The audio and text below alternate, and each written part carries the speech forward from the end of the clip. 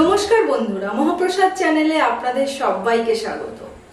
সামনেই দুর্গাপুজো আসছে, তাই নবরাত্রি স্পেশাল একটা পায়েস আজকে আমি বানাবো। হাতে যদি খুব কম সময় থাকে, মাত্র 15 মিনিট, আর এই 15 মিনিটেই তৈরি হয়ে যায় খুব সুন্দর এই মাখানা পায়েস। তো আসুন শুরু করি। মাখানা ক্ষীরটা বানানোর জন্য গ্যাসে একটা কড়াই চাপিয়েছি। কড়াইটা গরম হলে আমি এর মধ্যে 1 টেবিল চামচ মতো দেশি গাওয়া ঘি দিয়ে দিচ্ছি। ঘিটা গরম হলে আমি এখানে 1 বাটি মাখনা নিয়েছি, এই মাখনাগুলোকে দিয়ে দিচ্ছি। মিডিয়াম ফ্লেমে মাখনাগুলোকে 1 থেকে 2 মিনিট একটু ফ্রাই করে নেব। 2 মিনিট ফ্রাই হয়ে যাওয়ার পরে মাখনাগুলো হালকা একটু কালার যখন চেঞ্জ হবে, গ্যাসের ফ্লেমটা বন্ধ করে দিচ্ছি। আর এই মাখনাগুলোকে একটা পাত্রে নামিয়ে একটু ঠান্ডা হতে দেব। এবার ওই কড়াইয়ের মধ্যে আর একটুখানি দিয়ে দিচ্ছি। ঘিটা গরম হয়ে গেলে ওর মধ্যে একটু কাজু বাদাম আর কয়েকটা আমন্ড একটু কেটে রেখেছিলাম দিয়ে হালকা ফ্রাই করে তুলে নেব। বেশি ফ্রাই করব না, হালকা ফ্রাই করে আবার এগুলোকে তুলে নেব। এবার যে মাখনাটা একটু হালকা ফ্রাই করে নিয়েছিলাম, সেখান থেকে অর্ধেকটা মতো মাখনা আমি এই মিক্সিং জারের মধ্যে দিয়ে দিচ্ছি।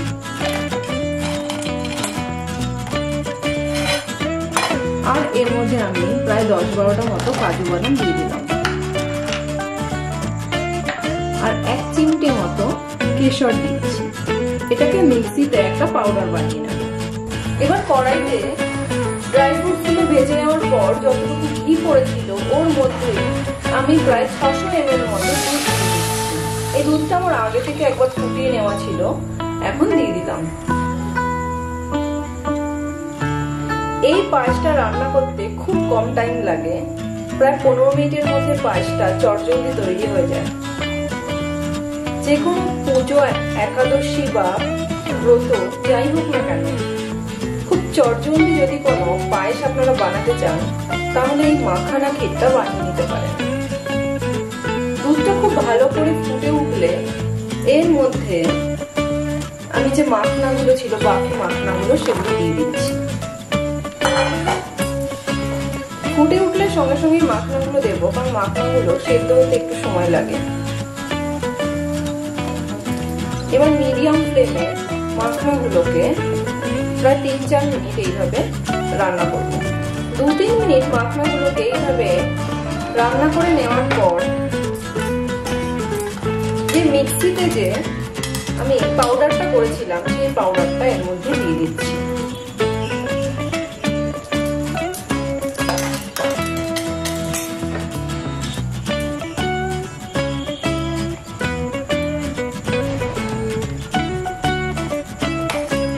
ভালো করে নেড়ে চেড়ে মিশিয়ে দিতে হবে।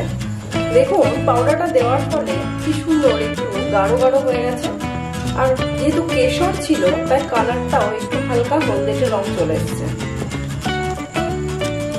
এবার এর মধ্যে আমি 1/2 কাপ পরিমাণ চিনি দিয়ে দিচ্ছি। কেউ মিষ্টি বেশি বা কম পছন্দ করলে সেই অনুযায়ী চিনিটা দিতে পারেন।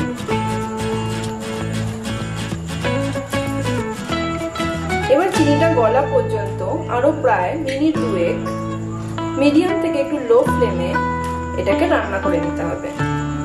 প্রায় 2 মিনিট লো ফ্লেমে একটু রান্না করলাম। তারপর এর মধ্যে যে ড্রাই ফ্রুট গুলো ভেজে রেখেছিলাম, কাজু আর আমন্ড, সেগুলোকে দিয়ে দিচ্ছি।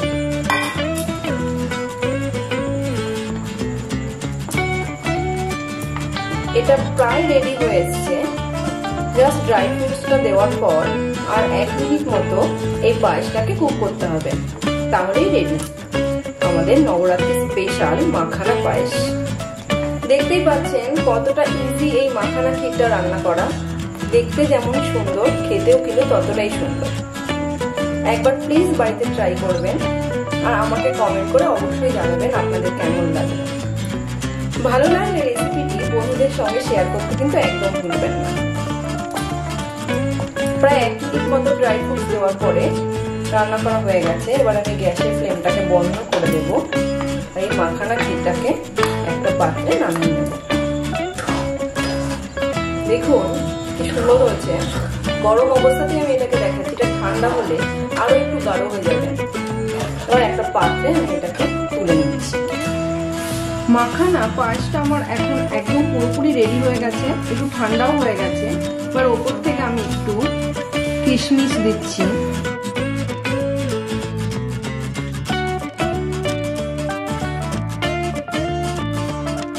একটু আমন্ড ছড়িয়ে দিলাম, আর যাতে দেখতে ভালো লাগে তার জন্য একটু গোলাপের পাপড়িও ছড়িয়ে দিচ্ছি।